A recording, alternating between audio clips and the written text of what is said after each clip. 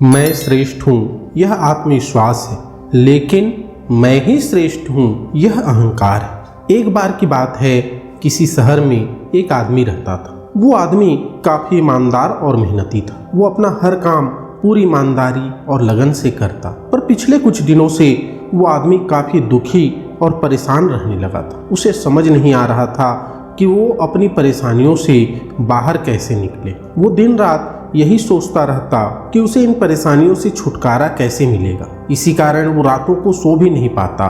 उसकी आंखों के नीचे बड़े बड़े काले घेरे बन गए थे, जिसे देखकर कोई भी समझ सकता था कि वो आदमी कितना परेशान था। कभी कभी तो उसके मन में आत्महत्या करने का भी ख्याल आता, लेकिन अपने परिवार के बारे में सोचकर वो ये कदम नहीं उठा पाता। वो इतना परेशान और डिप्रेस हो गया था कि उसने ये तय कर लिया कि वो अपनी परेशानी से बाहर निकल कर रहेगा, चाहे इसके लिए उसे कुछ भी क्यों ना करना पड़े, चाहे उसे अंगारों पर चलना पड़े, जमीन आसमान एक करना पड़े, पर वो अपनी इस चिंता से बाहर जरूर आएगा। उसकी इस हालत को देखकर उसके दोस्तों ने उसे सलाह दी कि वो किसी अच्छे डॉक्टर से अपना इलाज कराए। सबकी बातों को सुनकर अब उसके दिमाग में भी ये बात बैठ गई कि उसे कोई बीमारी है जो दवाई से ही ठीक हो सकती है। दोस्तों की सलाह मानकर उसने कई डॉक्टरों से अपना इलाज कराया, यहाँ तक कि थक हार कर मनोचिकित्सक के पास भी इलाज के लिए चला गया। लेकिन फिर भी उसे कोई लाभ नहीं हुआ, बल्कि जांच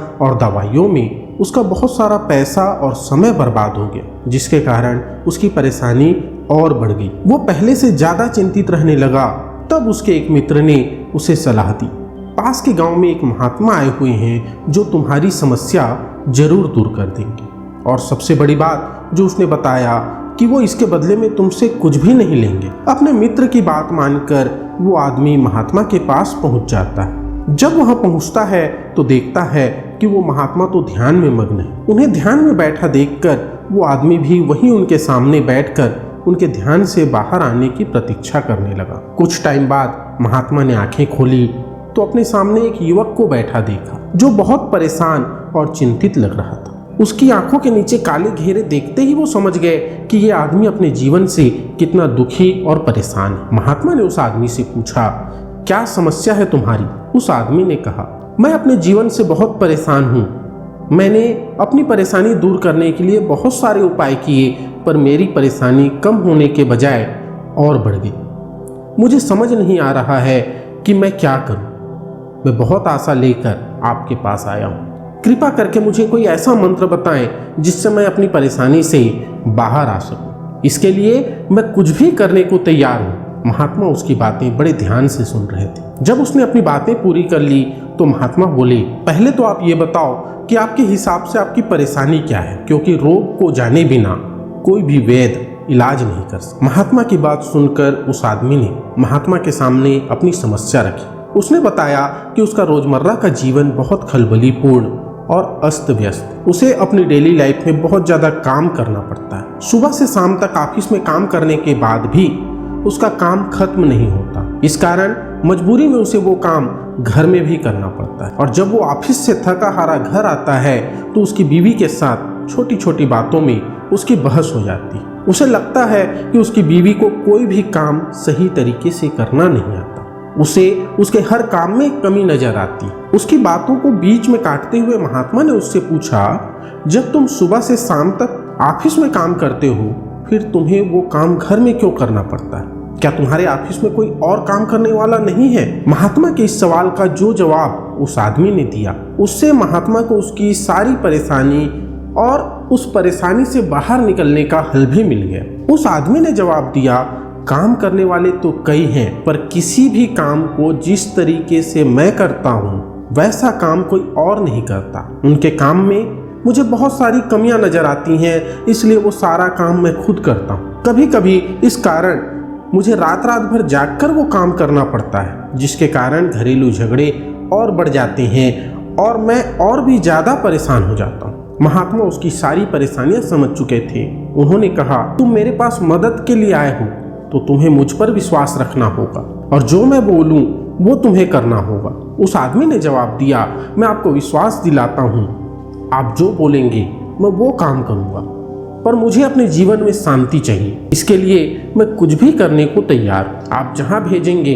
वहाँ जाने को तैयार। महात्मा ने उससे कहा, मुझे मालूम है तुम अपने काम में बहुत व्यस्त रहते हो, पर फिर भी तुम्हें रोज कम से कम 2 घंटे दूर तक टहलने के लिए जाना होगा और हफ्ते में एक दिन तुम्हें 2 घंटे किसी एक कब्रिस्तान में जाकर बिताना होगा। महात्मा की बातों ने उस आदमी को और उलझन में डाल दिया। उसने मन में सोचा कि मैं तो यहाँ प्रॉब्लम का हल ढूंढने आया था और इन्होंने तो मुझे और भी ज़्यादा प्रॉब्लम में डाल दिया। इनके उपाय को अपनाने से तो मेरा बहुत सारा कीमती समय निकल जाएगा। पर वो मजबूर था। उसने महात्मा को जुबान दी थी क्योंकि वो हर बात मानेगा, उनके कहे अनुसार चलेगा, इसलिए वो चुपचाप वहाँ से चला गया। फिर कुछ समय बीतने के बाद वो आदमी फिर महात्मा के पास आया, लेकिन इस बार उसका रंग रूप बदला हुआ। जब महात्मा ने उसे देखा तो उन्हें समझ में आ गया कि अब ये आदमी अपनी समस्या से बाहर निकल आया, क्योंकि उसके चेहरे में एक अलग ही भाव नजर आ रहा था और आंखों में संतुष्टि और शांति की चमक दिखाई दे रही थी। उसने महात्मा को प्रणाम किया और धन्यवाद देते हुए बोला कि आपने मेरा जीवन बदल दिया।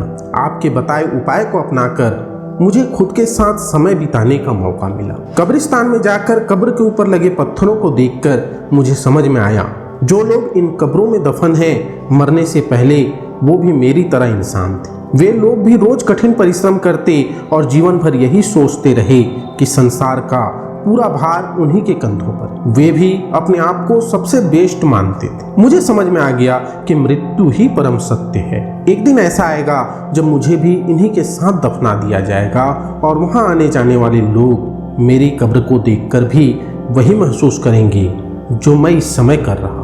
अब उस व्यक्ति को यह समझ में आ गया था कि किसी के बिना किसी का कोई काम नहीं रुकता। यह संसार हमारे आने के पहले भी अपनी गति से चल रहा था और हमारे जाने के बाद भी अपनी गति से चलता रहेगा। हम अपने जीवन में जितने शांत रहेंगे उतना अधिक हम सीख सकेंगे और हमारा काम भी उतना ही अधिक उत्तम होगा। सुंदरकांड का एक प्रसंग है।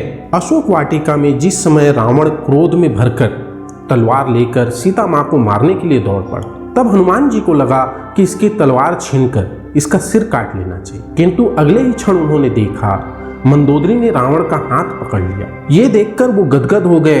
वे सोचने लगे, यदि मैं आगे बढ़ता तो मुझे भ्रम हो जाता कि यदि मैं ना होता तो सीता जी को कौन बचाता।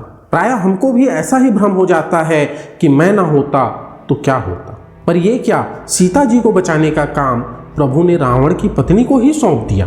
तब हनुमान जी समझ गए कि प्रभु जिससे जो काम लेना चाहते हैं वो उसी से लेते हैं। इसलिए हमेशा याद रखें कि संसार में जो हो रहा है वो सब ईश्वरीय विधान है। हम और आप तो केवल निमित्त मात्र हैं। इसलिए कभी भी ये भ्रम न पाले कि मैं ना होता तो क्या होता।